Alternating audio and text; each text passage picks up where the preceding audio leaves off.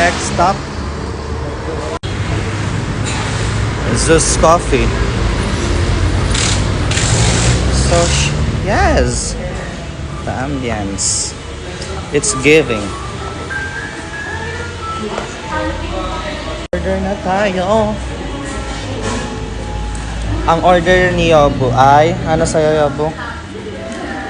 Sige. Ano sa'yo? Ano order mo? Spanish latte. Mine is caramel macchiato. So, nag-order din siya ng anong tawag doon? Blueberry bruschetta. So, siguro titikim na lang ako kasi busog na ako. Siya nag-order nun. Ito na ang order namin. Yabo. Anong order mo? Ay, magalit siya. Ice latte. Ay, Spanish latte. So, mine is ice caramel macchiato. Kailangan ko siya kasi nga wala naman ng pasok mamaya. So, kailangan ko ng kape kasi nga kailangan ko mag-review.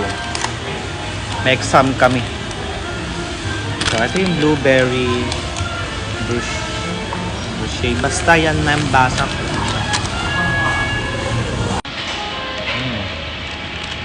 Sarap. Affordable siya. Tapos, ang laki niya. Sarap. Ang sarap niya. Ang sarap mo. Iya. Ay, char. Iba pala yun.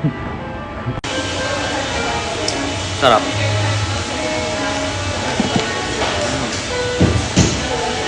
So, ito yung blueberry.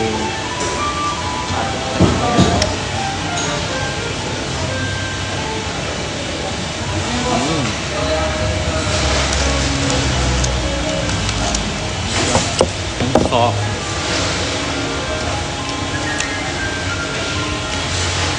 Ang soft ng texture na, tapos not really crunchy, parang may pagkalan kasi nga medyo toasted na yung cheese ba, but I really like yung blueberry cheesecake sa gitna. Siguro okay na siya sa 85 pesos. Siguro, for me kasi, fan din ako ng blueberry cheesecake sa SB. Kulang lang for me yung blueberry.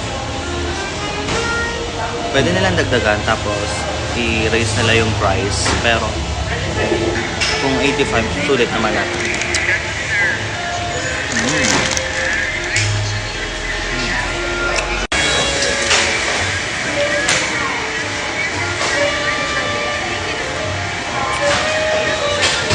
Refreshing. Init pa naman sa labas. Refreshing, no? Kape. Ang init sa labas. Perfect. Palpitate ka talaga.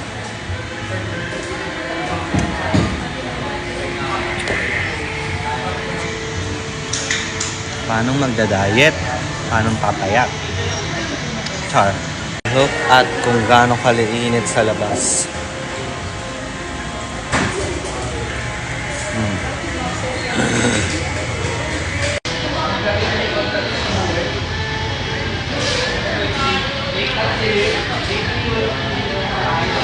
Grabe naman pagka-wavy ng buhok ko.